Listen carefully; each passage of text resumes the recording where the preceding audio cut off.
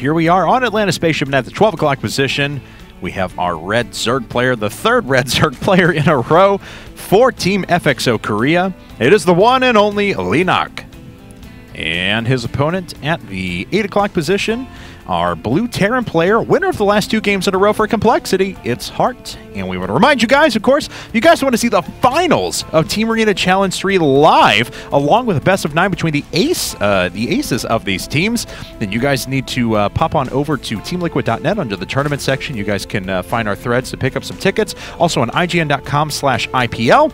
There is an opportunity for you guys to get 25% off your ticket order, but we really do want to see you guys out there. It'll be August 11th at the Masonic Center in Nob Hill in San Francisco, California. Should be awesome. Me. I'm going. Oh, really? You know what? Sounds good. I'm going to go too, now that I know what you're going. Let's go. Yeah. I like cast it.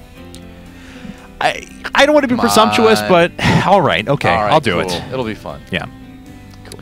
So, yeah, just going back a little bit to what we saw last game, we saw that Mutalisk Rush from Sirius, and I feel like he did a couple things a little bit wrong in that one. I think he got his 3rd and 4th gas a little bit late. Remember, I predicted him to have a few more Mutalisks out when that started. Usually that is kind of the design, is you go for 10 to a dozen Mutalisks, and that's when you can really fly in and hit your opponent hard with that early burst of Mutalisks, and he only was able to make about 6. So that was the first thing that kind of made things a little bit tough. And then I think the decision, especially on the 2-player map, to go for attack upgrades instead of Carapace was a little bit questionable too. But the principle is sound. I mean, it wasn't a bad decision to go for that build, but I just feel like the execution wasn't quite there, you know? Yeah, I mean, I was a little bit surprised that he had chosen Cloud Kingdom, but when he went into that build, it made more sense to me. It was a design build for that map, that matchup. He was there to snipe out Heart, and it just didn't work out. So now they send in a guy who's arguably their ace. It would have been Oz, I think, as well, before he ended up leaving for Fnatic, because Oz has been playing super well lately. Leenock has kind of fallen off just a little bit from his GSL Finals appearance against Jockji. Yep. Maybe Choya would think of it as himself.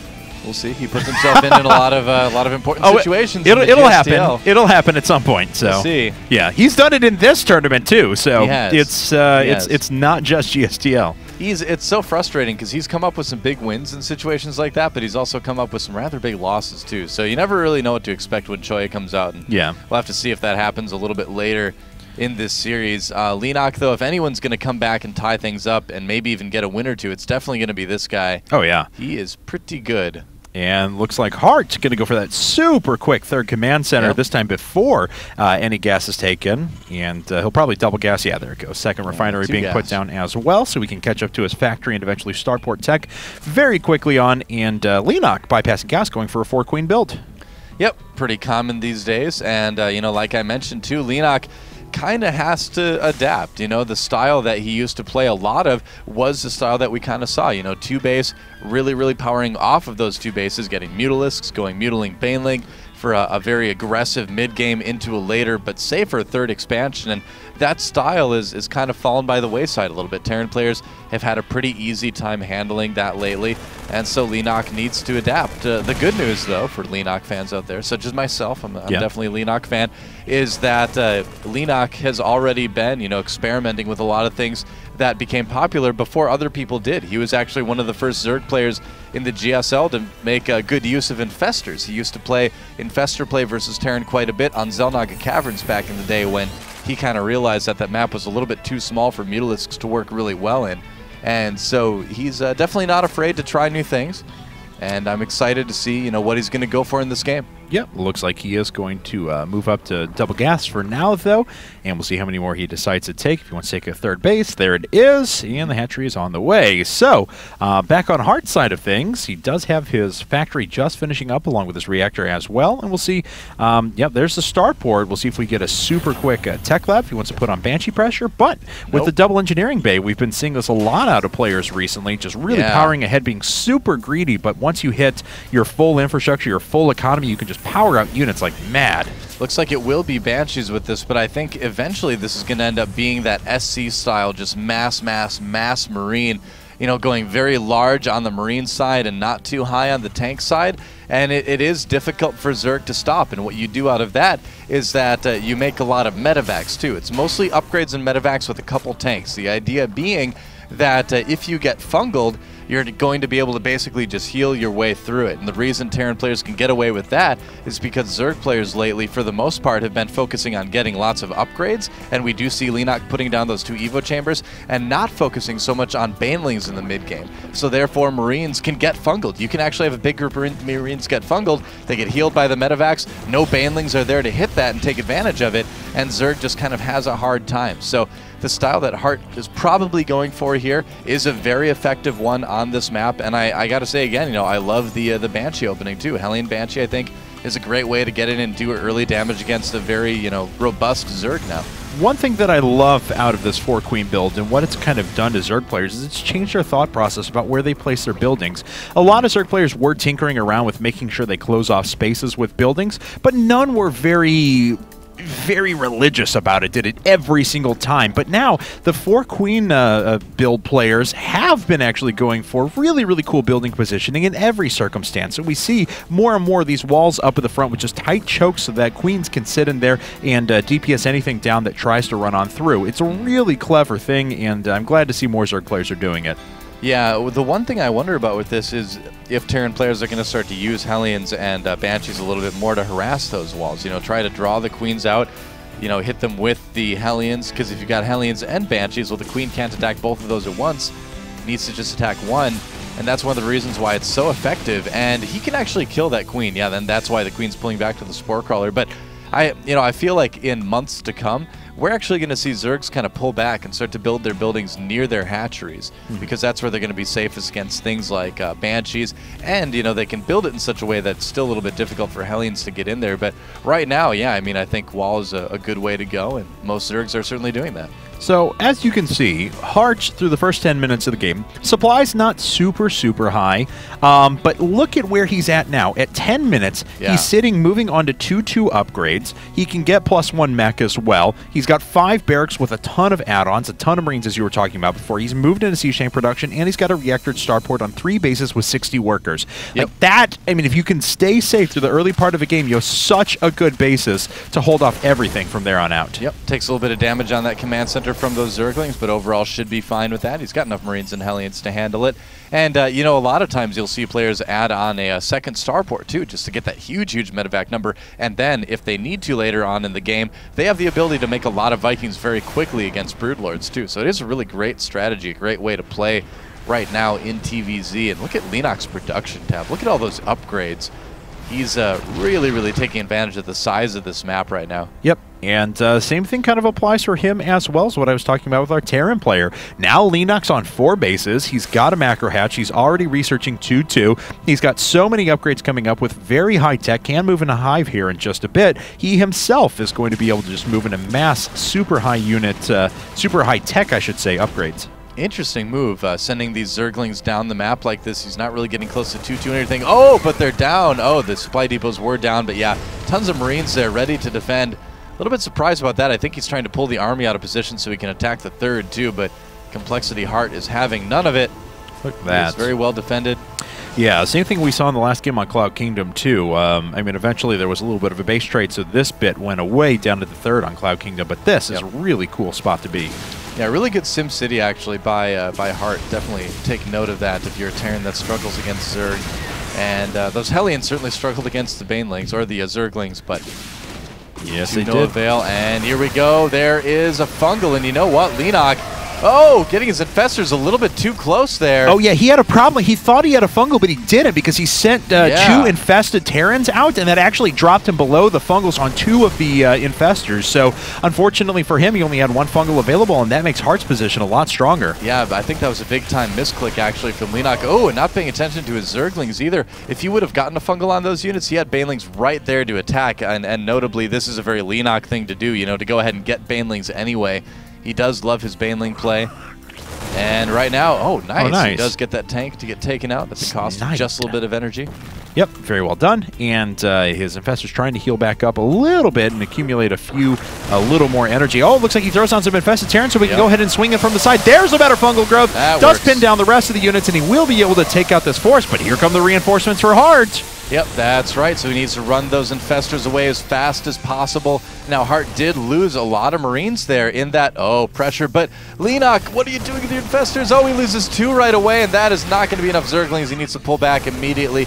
Leenock, he's got the composition. He needs to win against this, but the engagements have to be perfect from here on out. That is not bad. That was a pretty good one. Yeah, he does manage to take out pretty much everything from Heart, but once again, Heart is running up with another force. Now, is Heart going to get to the point, though, where he's overcommitting a little bit? He does have enough medevacs here that he can start to heal up these Marines faster and they can be fungled down, but he's still got to be worried about being pinned in position and hit by Banelings. Well, this is the strength of that style, too, and that you can lose a lot of Marines and still have tons and tons coming across the map. He's making 9 Marines at once, and he actually is switching over a little bit more into heavier tanks than we see with this style.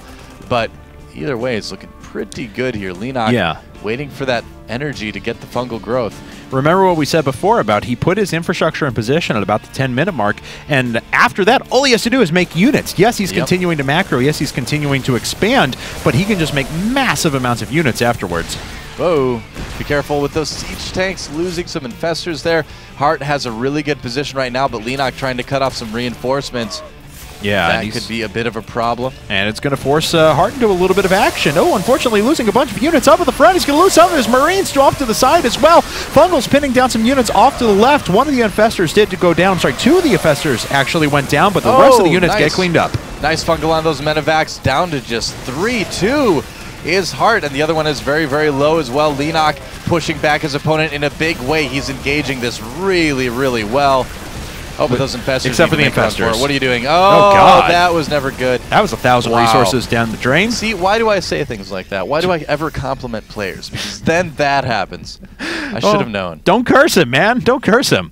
That's right. Leenock playing horribly this game. Leenock's just awful, unfortunately. So it's opposites day. Yes, boss. We're joking. Please don't tweet at us. Let's see here, though. A couple of siege tanks up now in this army. Heart still has a fair number of units, and looks like another tank is going to go down up at the front. Maybe even a second one here as well. Well worth the expenditure of those Zerglings there. So well done. That's right. If you can kill off the tanks, it'll definitely keep the Terran force at bay. Leenock actually going for Ultralisks now. 3-3 with the chitinous plating. Chitinous plating, that's right, on the Ultralisks. But yes, be careful, he doesn't want to chase too far. But if those Marines stop, they're going to get Baneling. That's true. 1 Baneling per Marine, though. Not exactly what he wants. Whoa! What? Wow. That's a meat grinder. No kidding. Well, he used up a lot of Banelings, but suppose so. Still. Jeez. Oh, that's a pretty good drop coming in from Heart, though. Not picked up on, and unfortunately, Leenock is pretty much across the map, so we'll see what Heart is able to kill here if he decides to just go for the Hive or the spawning pool, what he's going to end up targeting here. Yeah, he can kill a lot of stuff, but here comes Leenock fungling that army. Ultras coming in, trying to do damage. Infested Terrans taking out some of the medevacs, but does Heart have enough tanks to hold this? It looks like at the moment he does. Yeah, but a lot of units did go down. That was a pretty small force from Leenock, if I'm honest, and he was able to do quite a bit of damage there. However, he has lost his spawning pool back at home, and we'll have to rebuild that in a second, but he's still sitting on an additional 10 workers than his opponent has. Yep, there you go, and that rich gas really helping out Leenock in terms of affording those Ultralisks. He does start his 2nd spawning pool right now, so no Zerglings for a little while, and these he needs to be very careful with. This is all he's got. Does he have adrenal glands, though? Let me see. Weapon speed, yes, he does. Yeah. Yep. Okay, so with that being said, double Spire coming out for Leenock. He will be moving into those Broodlords eventually, and he can continue upgrades as he goes through the whole process. It's just nice to have that tech switch available. And he still has a pretty fair economy. But Heart, I will say, though, has not really had his economy hurt the entire game, so his supply is still pretty magnificent, and he's still working off of 4 bases. Yeah, absolutely. I mean, Heart's been playing this game really, really well. He's been able to use just sheer macro to kind of keep up with things. And Leenock, he's made a couple little micro mistakes. He's lost some Infestors he didn't need to lose. That's going to cost a lot of gas to replace those. That does cut down on the number of Ultras he has, the number of Banelings he has.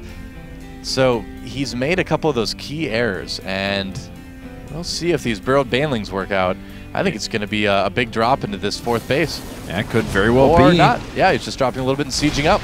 Very nice. Can't hit that from the low ground, so Leenock is certainly going to have to be prepared for that, or he's going to have to react to it. He has a few units around the side that he could flank with, but decides not to want to engage with those quite yet, and it looks like he may just lose a base. Yeah, Leenock not responding to these drops very well. Oh, what are you doing, Leenock? Oh, no! He thought he was going to Zergling counterattack, but Heart still had too many units back at home for that to work. Oh, Leenock losing another base, just kind of falling apart here. Heart is now maxed out, 20 supply almost ahead of his opponent Leenock. Leenock still has a pretty intimidating army, and he is going for Broodlords. I mean, he is still mining as well, but just the little errors he's made here and there, those Burrowed Banelings not really working a lot. You know, this is the type of thing that costs players games. All right, well, we'll see if Leenock can find his way out of this. He does indeed have another hatchery coming up here, and he was able to finish a 4th up at the 12 o'clock position. So he does certainly have some economy to fall back on. Heart, though, finishing up a couple more command centers. He can start sacking SCVs and putting down more bases if he wants. Can't put a command center there, though. Overlord pooping down some creep. Nope, that's right. It's going to prevent it for a little while.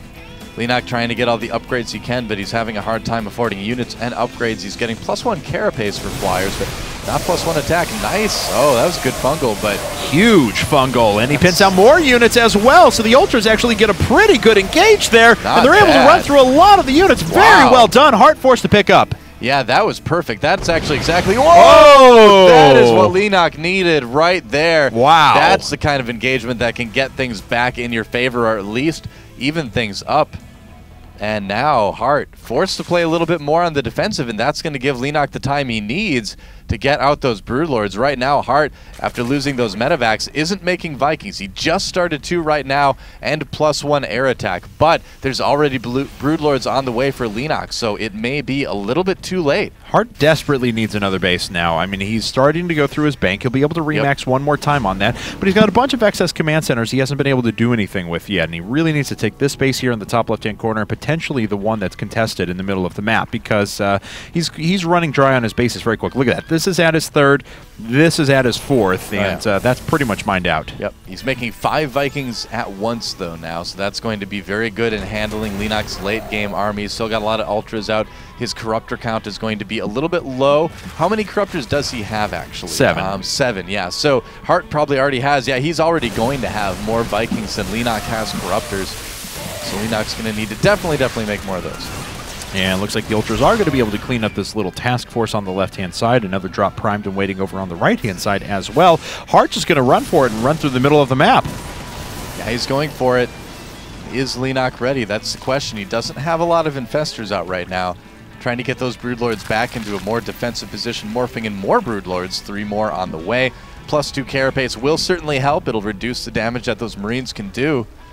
But I feel like he needs a few more Infestors. He's not out yet. I mean, this game could go either way, but Heart is looking pretty scary right now.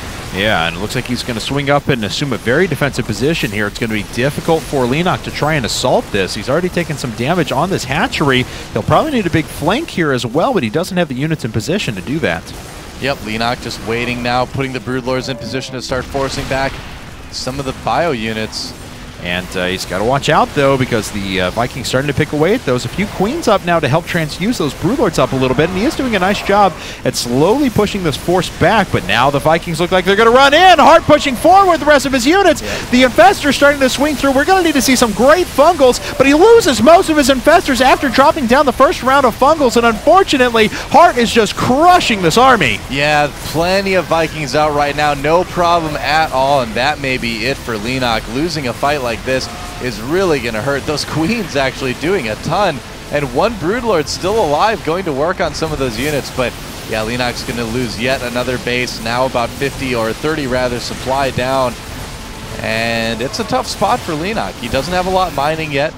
Heart's still in pretty good shape. He's got yet more units streaming across the map at the moment. And unfortunately, again, for Leenock, Heart was able to take a planetary fortress behind this. So as you can see by the amount of mules, his economy is going to be ratcheting up here in a second. Oh, Look at that economic difference. Yeah, almost 2,000 ahead in terms of minerals. A little bit behind on gas, but when you're making, mostly Marines, you don't really need it. Vikings are also fairly gas-efficient units, too. They don't cost quite as much. All right, well, we'll see if Leenock can get anything done with the meager amount of units he has left. He's morphing in a few more Broodlords, has to stop them, turn them into Corruptors just to run away. Heart has so much in the way of DPS running through. And taking a look back at Heart side of things, that Zergling counterattack did not work out well. Yeah, it's kind of funny after the Ghost Nerf Terran players have just kind of decided to abandon them completely in this matchup. No more snipes needed, just go for Vikings and Bio. So, you know, and I feel like that's even working a little bit better. So Terran players may have actually, via a nerf, discovered an even better way to handle Zerg in the late game. Well, now Leenock is basically down to no mining at the moment. He's waiting for this hatchery to come up, but as we can see by the income tab, 0 mineral mining at the moment.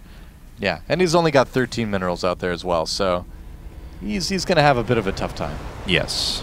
Yes, he is. And now Heart trying to take his 6th base, floating down to Command Center to the bottom right-hand corner, and still just has a crushing maxed army with 5k, 3k in the bank. Heart is looking so good in this set. Oh, man, yeah, he has been playing awesome.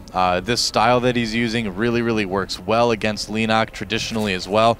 He's kind of struggled defending against it in different games in the GSL when he's ran into like Gumiho and other Terran players that do like this.